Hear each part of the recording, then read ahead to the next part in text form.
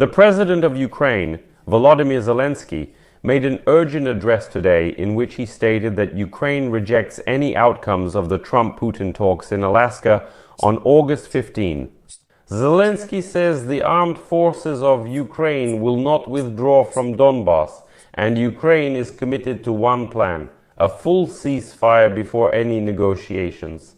Zelensky said Russia is preparing 3 new offensives, including in Zaporizhzhia, where Putin may be willing to halt the war at the current front line. Zelensky also explained that Putin does not need the occupation of Ukraine in terms of territory. He simply does not want a sovereign Ukraine. This is the Kremlin's entire strategy, and there's a high risk Trump won't agree. Let's break down Zelensky's main statements in this episode. By the way, for the first time today, Zelensky spoke publicly about Ukrainian losses, about the losses among Ukrainian defenders. Plus, there were a few more rather critical statements made towards Donald Trump. The main point is that the Ukrainian armed forces are not planning to leave Donbas. I am Alexei Pishy. It's August 12th. Let's review everything step by step. Before we begin, please subscribe to this channel, like, comment, and join my Telegram channel, Pechi News. The link is in this video's description. Today, August 12, Ukrainian President Volodymyr Zelensky made the following main statement. Any negotiations between Trump and Putin without Ukraine's participation make no sense, and Ukraine will not abide by any agreements that Trump and Putin plan to make in Alaska. By the way, today the White House announced that Trump is planning to have a one-on-one meeting, tete-a-tete, with dictator Putin without any extra ears present. What will be discussed there is unknown.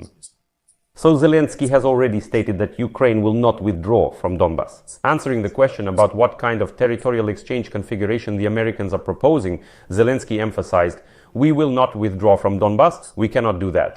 Everyone forgets the first part. Our territories are illegally occupied. Zelensky noted that for the Russians, Donbas is just a springboard for a future new offensive. Here's a quote. "Why was Crimea 100% a springboard for the offensive on the south of our country? Donbas was clearly a springboard, allowing them to avoid risking their own citizens or mobilizing their people. Sorry, but that's how it is. Turn the separatists into the Russian army? Should I go on?" The president added that one of the strongest parts of the Russian offensive forces were actually people recruited from our Ukrainian territories that were occupied after 2014. In other words, a foothold was being formed for a full-scale invasion, quote, after the full-scale invasion. If today we withdraw from Donbas, from our fortifications, from our terrain, from the heights we control, we will clearly open up a foothold for the Russians to prepare an offensive. Several years. Putin will have access to Zaporizhzhia, Dnipropetrovsk, and Kharkiv regions. That's why, in my view, territorial issues can't be separated from security guarantees. Otherwise, right now they want to give them about 9,000 square kilometers, which is about 30% of the Donetsk region, and that's a foothold for their new aggression. Zelensky says productive Ukraine negotiations require Kyiv's involvement. At the same time, a bilateral meeting between Trump and Putin could play into Russia's hands. Zelensky reminded that he supports the approach previously mentioned by United States President Donald Trump. First, achieving a ceasefire, and only then negotiations on all other issues. Quote, "Because meaningful and productive talks about us without us won't work. They are possible, but they won't be accepted as a fact. I can't comment on or decide anything about another country." Zelensky added that meaningful and productive negotiations about Ukraine's future without Ukraine's participation will not have any real power, and according to him, the Russian dictator Vladimir Putin is primarily seeking in such a format just to get a photo with Trump. Quote, "I believe that Putin will win in this because he is seeking, photographs. He needs a photo from a meeting with President Trump. If the 3 of us meet and don't reach an agreement, then it's Ukraine and Russia that don't agree, not the United States.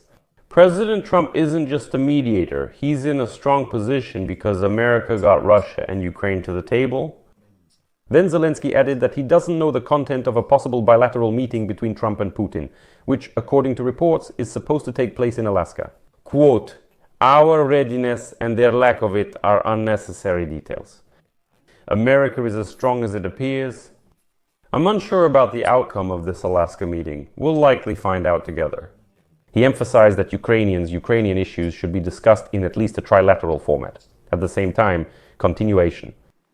Commenting on the topic of sanctions, Zelensky said that a meeting between Putin on United States territory would be a personal victory for him. Quote, "Putin did several things. First, he will meet on United States territory. I believe this is his personal victory. Second, he is coming out of isolation because he is being met on United States territory. Third, with this meeting, he somehow postponed the sanctions policy." That's true. Trump threatened secondary sanctions. The deadline was August 8th. It's now the 12th. No sanctions have occurred. Then Zelensky reminded that Trump has serious sanctions measures that Ukraine is expecting. He added that a Europe-United States conversation is already set for tomorrow, August 13th. Also, Zelensky today revealed information about the losses of personnel on our Ukrainian side and on the side of the unwashed Russians. He says the occupiers' losses are currently about 3 times higher than ours. Now I'll directly quote Zelensky on the losses, using an example from yesterday. Overall, the Russians lose about 1,000 daily, 500 killed and 500 wounded. I'm not saying there are 10 prisoners right now. Russia has 968 losses, 531 killed, 428 wounded, 9 captured. We lose 340 daily, 18 killed, 200 wounded, 243 captured, 79 missing. Their losses are about 3 times ours. Zelensky said Russians are planning an offensive in 3 directions. He also provided another quote. They're preparing for an offensive. We see 3 main directions: Zaporizhzhia, Pokrovska, and Novopavlivska. We expect about 15,000 more soldiers in Zaporizhzhia, 7,000 in Pokrovska, and maybe 5,000 in Novopavlivska. We believe this direction is the 3rd in priority. Out of a total of 53,000, we think about 30,000 will go to these 3 directions.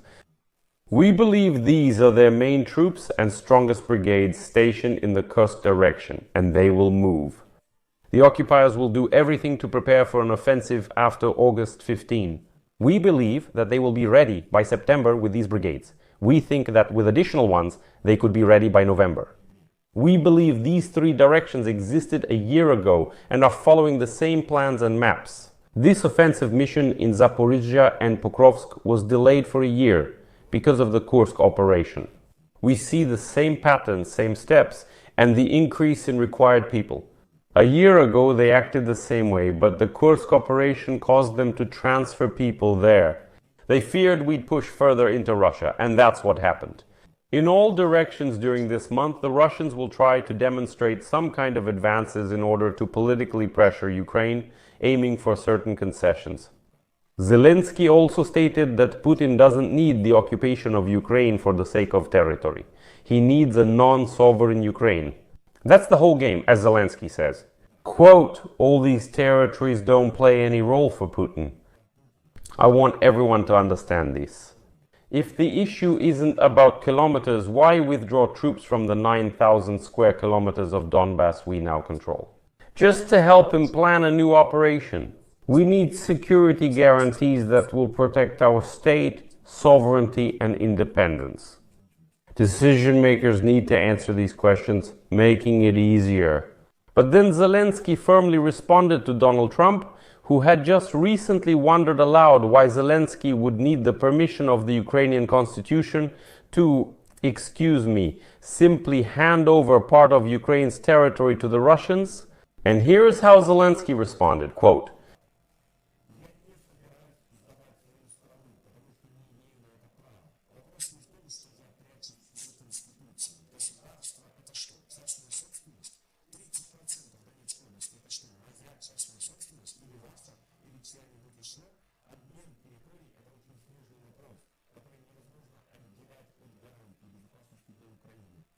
And finally, Zelensky stated that there must first be a ceasefire, and during the ceasefire, all sides should discuss and resolve the issues, with United States mediation and with clear security guarantees provided by recognized states. Who is actually capable of guaranteeing anything at all? First a ceasefire, and then any discussions.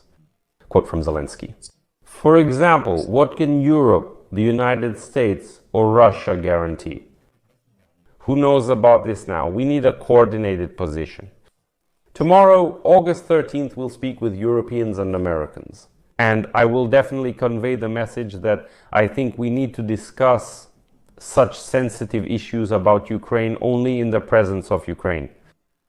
I'll leave it at that. Share your opinions and conclusions in the comments below this episode. Subscribe to the channel, hit the bell, and don't forget to like. If you want to support the work of this YouTube channel, you can do so with any donation using the links and details in the description of this video or by using the QR code on your screen. That's all for now. Take care of yourselves. Goodbye, everyone.